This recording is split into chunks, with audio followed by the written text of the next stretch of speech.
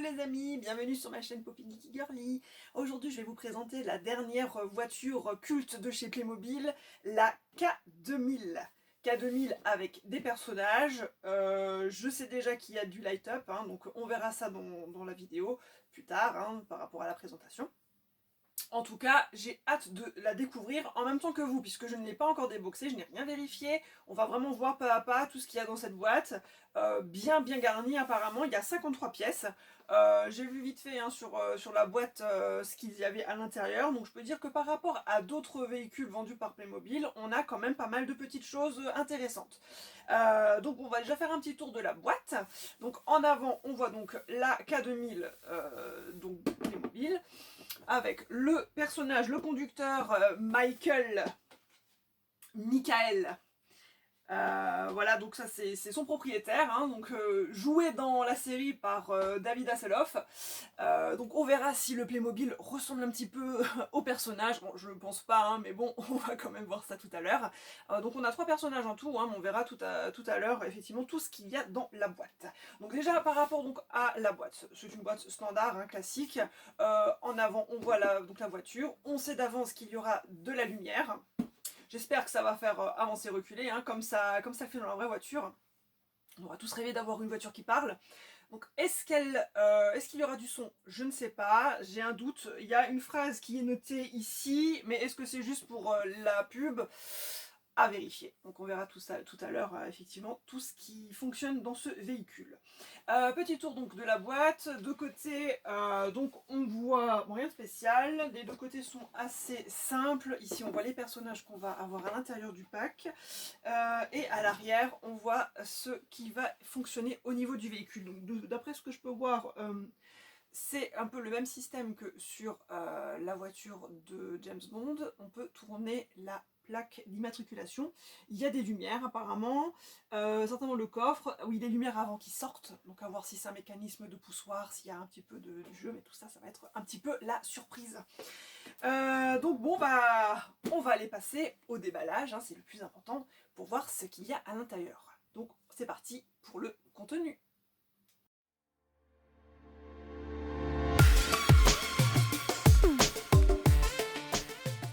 Alors, bon, je viens d'ouvrir la boîte comme d'habitude par le côté, je ne l'ouvre pas par le milieu, parce qu'effectivement il y a une façon d'ouvrir la boîte en général, mais j'évite au maximum de déchirer la partie carton, donc voilà, je me suis juste occupée du côté, ça me laisse un petit peu voir déjà ce qu'il y a à l'intérieur, donc j'ai l'impression qu'ils ont fait de nouveau un petit travail au niveau des supports, c'est très bien, parce que justement ils ont réussi à le faire sur la Mini, ils l'ont fait aussi je crois sur donc la voiture de James Bond, l'Aston Martin.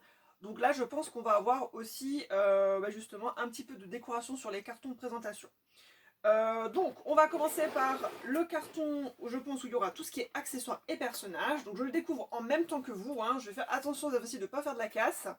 Donc, voilà. On voit effectivement les 3 personnages dans leur pack avec le titre, donc Knight Rider, donc le nom en anglais, hein, nous on avait appelé ça K2000. Voilà, Kit, qui est donc le nom de la voiture, de l'ordinateur de bord. Donc ça, c'est les personnages. On verra tout ça en détail tout à l'heure. Hein. Là, je sors juste effectivement l'intérieur pour voir ce qu'on y retrouve. Donc, et après, on a donc la voiture qui est un petit peu, voilà, brinque-ballante. Bon, je dirais pas brinque-ballante, ils ont vraiment... Alors, je sais pas si ça s'est démonté pendant le transport, mais en tout cas, voilà. On a effectivement le dessus du véhicule et la voiture qui est scellée à l'intérieur d'un carton. Il faudra l'assembler tout à l'heure.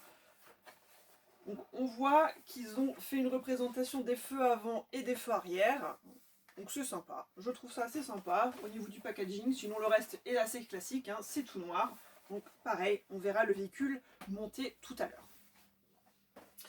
Et enfin, on a le livret d'explication. Donc assez gros. Donc déjà à l'avant, on y retrouve du coup donc le véhicule. Donc c'est exactement la même image que sur la boîte. Page avant, une photo de David Hasselhoff à côté de sa voiture kit. Donc ils expliquent certainement voilà, l'histoire, voilà, les exploits d'un chevalier solitaire dans un monde dangereux, le chevalier et sa monture, un héros des temps modernes, dernier recours des innocents, des sans-espoir, victimes d'un monde cruel et impitoyable. Voilà, donc ce sauveur. Sur l'autre page, on y retrouve les explications de la voiture au niveau des lumières et autres petits gadgets qu'on va y retrouver tout à l'heure. Et après, effectivement, sur les pages suivantes, chaque personnage est détaillé. Donc on a effectivement Michael Knight. Donc on voit à chaque fois le Playmobil. Et c'est sympa, la photo donc, du vrai acteur, donc David Hasselhoff. À côté, on a Devon Miles, donc le patron. Et enfin, la troisième, c'est la femme. Voilà. Qui s'appelle Bonnie Barstow. Ensuite, bon voilà, une petite explication, je pense que pour les enfants, si on peut aller voir sur l'application, il y a peut-être des choses à faire. Ou alors c'est des explications voilà, de comment monter les petites pièces, voilà, il y a des étapes. Bon, j'ai l'habitude de le faire, donc je n'en aurai pas besoin. Et après, sur les pages suivantes, les autocollants à mettre sur les accessoires, les personnages, voilà, tout ce qu'il faut mettre sur les personnages. À l'arrière, toujours encore des accessoires et au niveau du montage de la voiture, donc les détails sur la voiture. Toujours encore des détails sur le véhicule, les roues, etc. Et enfin, à la fin, le petit détail au niveau du fonctionnement light up, comment ça fonctionne. Ils expliquent effectivement comment mettre la lumière. Bon voilà, c'est écrit en français, mais j'ai l'impression qu'il y a du son à vérifier. Parce qu'on voit de la lumière, mais je vois des phrases qui sont dites. Alors certainement en anglais, mais en tout cas, ça a le mérite d'être fait, et ça je trouve super. Donc voilà en ce qui concerne les accessoires, encore effectivement à la fin. Et puis voilà, des petites pages voilà, de sécurité. Et à la fin, de nouveau, le Playmobil dessiné, enfin le Playmobil en photo avec la voiture. Et maintenant, eh bien, on va aller voir ça en détail.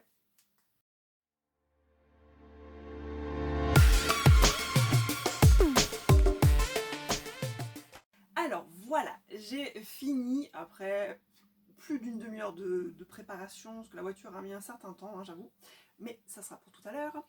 Donc je vais vous présenter là, donc, en détail, ce qu'on retrouve dans donc, le pack. J'ai tout mis, les étiquettes, hein, les stickers, tout ça, tout a été collé. Donc déjà, si on commence par les personnages, donc on va commencer par le personnage principal. Donc on a effectivement David Hasselhoff en Michael.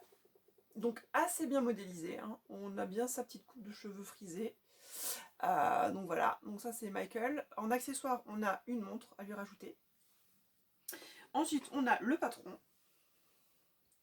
Pareil, bon voilà, une tête de vieux monsieur. On lui rajoute des manchettes au niveau des poignets. Et on a une paire de manchettes supplémentaires. Alors d'abord je pensais que c'était pour la fille, mais en fait voilà, c'était dans un petit sachet à part, je les ai enlevés, je pensais que c'était des accessoires pour un des personnages. Donc finalement, si vous avez le pack, n'ouvrez pas ce deuxième sachet qui contient juste 2 paires de manchettes toutes seules. C'est, je pense, des manchettes de rechange. Donc voilà, ça sera rangé dans un autre sachet pour éviter de les perdre. Et enfin, en troisième personnage, donc on a la fille, avec des cheveux un peu en matière caoutchouc. Donc cette fois-ci, ça change un petit peu. En général, c'est assez plastique. Là, c'est plus matière caoutchouc. Donc la jeune fille qui travaille donc dans, je sais pas si c'est le laboratoire, en tout cas qui bosse avec Michael Knight. Donc elle est assez sympa. Donc elle, elle est fournie avec donc une plaquette avec un graphique.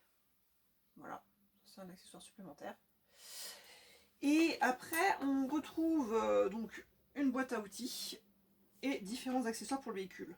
Donc on a cric, clé à molette, voilà, marteau et d'autres accessoires. Donc il y en a presque une dizaine. Donc tout ça avec notre boîte à outils. Ça c'est une image d'un, je pense, d'un méchant. Donc voilà, ça va être une fiche de recherche qu'on peut mettre dans la voiture. On verra tout à l'heure où est-ce que ça se place exactement. Donc voilà. Et après, on a dû monter, enfin j'ai dû monter, alors là oui, en accessoire, on a encore un appareil photo, voilà, pour notre détective. Et on a le bureau du patron. Donc on a dû mettre des des stickers tout autour, le siège, donc ça c'est bien fait. On a un standard téléphonique, assez sympa aussi, à assembler. Standard téléphonique, alors je sais pas si c'est un PC ou un Minitel à l'époque, hein, dans les années fin 80, début 90, je sais pas si les ordinateurs étaient déjà de ce type, bon, en tout cas voilà. C'est un des premiers ordinateurs qui a dû sortir à l'époque, avec un graphique. Et enfin, on a le gros standard, la grosse base, avec téléphone intégré, puis des stickers qu'on a dû coller. Donc voilà, assez grand. Et tout ça en équipement. Et enfin, j'ai un accessoire que je n'ai pas mis, qui se met normalement sur la voiture, c'est un harpon, un crampon, un harpon, je sais pas, bref. Donc, ouais, un harpon qui est censé se dérouler par l'arrière. Bon, après, c'est assez pénible au niveau des nœuds à faire. Voilà, pour nos mains d'adultes, c'est un peu compliqué à mettre. Alors, d'être doué dans la couture, on a une certaine agilité, mais pour les petites doigts d'enfant, ça c'est plus facile, je pense. Donc ça, c'est ce qui concerne donc les accessoires, les personnages, et le plus important maintenant, c'est la voiture.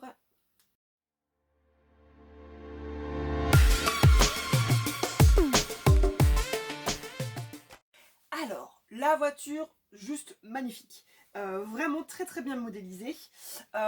Donc c'est bien simple. On reconnaît quand même, donc voilà, c'est une Pontiac. C'est vrai que j'ai pas précisé le type de véhicule que c'était. Non, une Pontiac. Donc une voiture, bon, c'est vrai qu'elle est super bien faite.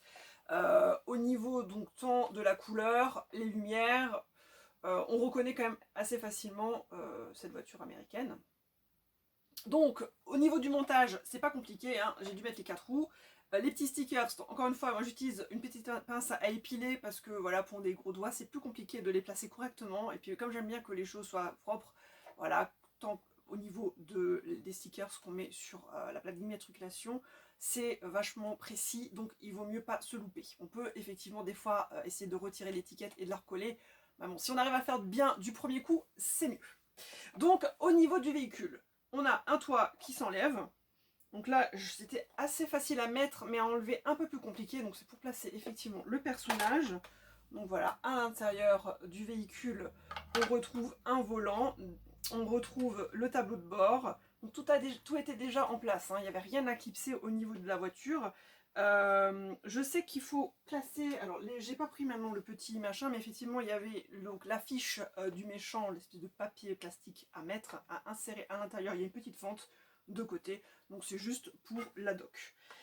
Donc ça c'est au niveau de la voiture. Donc au niveau après technique, j'ai envie de dire. En dessous, on a donc une partie où on met un cache-pile. On met 2 piles AAA, donc c'est les petites, hein, les plus petites, celles qu'on met dans les télécommandes de télé, hein, des télécommandes, de petites piles. Donc ça va, c'est pas trop des piles qui se consomment très vite, donc j'espère que ça durera assez longtemps au niveau du light-up et du son, parce qu'on a du son. Ça c'est génial. Franchement, ils ont vraiment réussi à nous faire une voiture similaire à la série. On a tout. Le son, le vrai son, presque le vrai son, et la lumière. Et ça, vraiment, ils ont vraiment mis le must là-dedans, hein. J'en ai eu pas mal des voitures Playmobil, mais celle-là, je pense que c'est le top du top, hein, pour l'instant. Alors, avant de voir ça, hein, on a des petits gadgets. Donc, effectivement, on peut remonter les phares avant. Et on doit attendre d'avoir le petit kick. Voilà, là, ça bouge plus. Donc, pareil, il fallait mettre les petits autocollants pour les lumières. Et non, il n'y a rien au niveau du coffre. Je crois qu'on ne peut pas... je ne sais pas si on peut toucher le coffre. Je crois qu'il y avait quelque chose. Je ne sais pas si j'ai vu ça. Bon, je devrais revoir peut-être la notice. Mais je crois pas avoir vu quelque chose. Je sais qu'on peut tourner effectivement donc, la plaque d'immatriculation. Le coffre bouge un peu, mais je pense pas que... Non, il n'y a rien à faire sur le coffre. Je sais pas, c'est une partie qui est pourtant un petit peu... voilà, qui bouge un peu, mais je pense qu'il n'y a rien à faire. Bon, bref, en tout cas, ici, la plaque d'immatriculation à insérer donc en triangle, hein, on peut donc la modifier. C'était vachement galère à mettre, alors c'est vrai qu'il faut vraiment un petit peu de dextérité. Au début, je l'ai mal placé, donc c'était bloqué, j'ai eu peur que ça ne ressorte pas. Bon, j'ai réussi à le remettre correctement en place, mais il faut vraiment y aller doucement et bien la placer pour pas bloquer. Et donc effectivement, après, il n'y a plus qu'à tourner, ça tourne facilement. On peut changer donc la plaque d'immatriculation. Et puis ben voilà, le principal, le plus important, c'est la lumière et le son. Et ça franchement, je trouve que c'est exceptionnel. Donc je vais le montrer déjà de jour et après je ferai peut-être de nuit pour qu'on voit un petit peu mieux la lumière. Donc on a juste à appuyer une seule fois ici.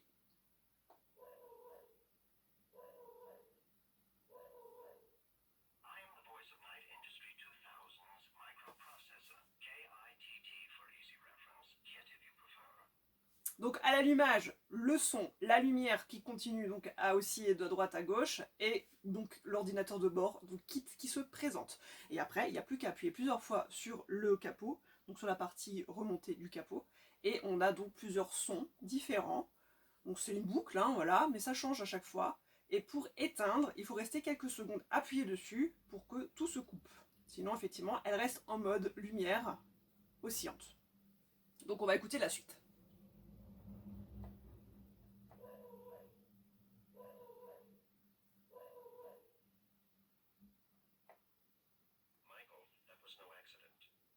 Donc Michael, il n'y avait pas d'accident. Bon voilà, tout est en anglais hein, par contre. Mais bon, je ne sais pas si c'est la vraie voix de Kit. Je pense pas. Alors peut-être la version américaine, parce que nous on avait notre version française. Mais je sais pas, voilà, après s'ils ont essayé de s'ils ont reproduit effectivement le même son, ou si c'est juste un acteur qui a posé sa voix pour Playmobil.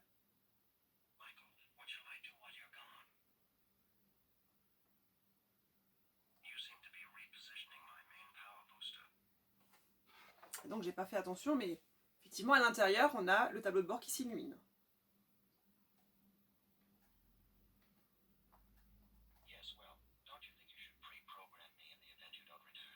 Donc on le voit bien.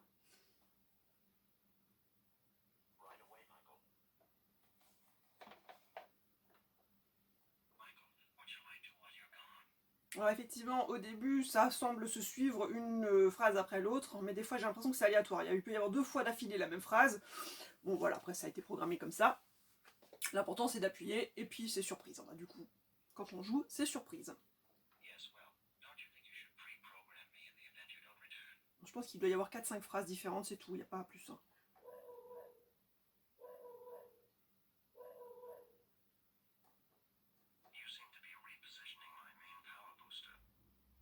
Et enfin pour l'éteindre, du coup, donc Kit s'éteint. Voilà, il le dit lui-même. Donc voilà, on va essayer de voir ça version de nuit pour voir ce que ça donne. Si on a plus de vin éclairé, c'est peut-être plus sympa.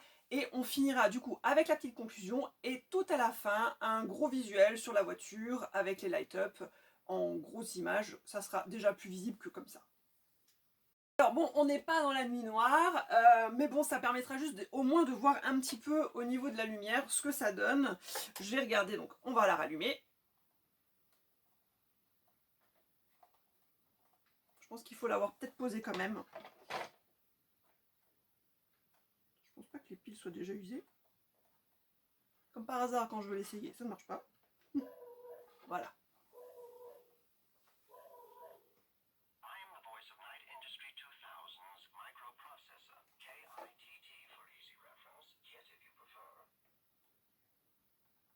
Voilà, donc bon. C'est dommage, ça se voit pas très bien. C'est quand même moins flashy de visu que par rapport à la caméra, qui est un petit peu plus lumière d'ambulance presque. Mais en tout cas, on la voit quand même assez bien, cette lumière. Et on voit vraiment tous les petits points qui se suivent et qui font donc ce mouvement de va et de vient. Et ça, vraiment, je trouve ça très bien fait, très bien fichu.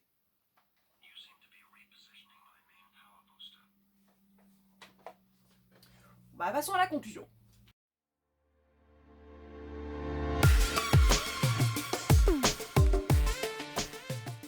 Alors, pour la conclusion, ben voilà, que dire à part que c'est super. Une super voiture, vraiment. C'était une surprise, parce qu'à la base, je ne savais pas qu'elle allait sortir. J'y avais pensé fortement, je me suis dit ça serait vraiment bien qu'il fasse une voiture culte de série, une autre voiture culte de série. Et quand j'ai vu, j'en ai être un autre youtubeur qui a dû présenter ça, qui n'a rien à voir avec les jouets, hein, mais qui fait tout ce qui est voiture américaine, et qui l'a présenté. J'ai dit, ah alors là, il y a quelque chose à faire. Et du coup, bah voilà, je l'avais précommandé, et je ne suis pas déçue. C'est une voiture vraiment exceptionnelle. Celle-ci, je pense qu'elle détrône tous les autres véhicules qu'ils ont pu faire, tant au niveau du light-up, il y a vraiment le détail à l'avant, à l'intérieur, plus le son. C'est vraiment varié. Elle parle en plus quand on l'utilise pas. Alors je sais pas, c'est peut-être le fait de l'avoir appuyé de côté. Non, elle a dû s'éteindre. Donc voilà, bon, c'est quand même assez sensible. Mais vraiment, cette pièce-là est vraiment à avoir dans la collection. Qu'on ait envie de jouer avec en tant qu'enfant ou qu'on ait juste envie de l'exposer, je n'ai rien à redire là-dessus. Elle est facilement montable, elle est vraiment très jolie, les personnages sont très bien faits.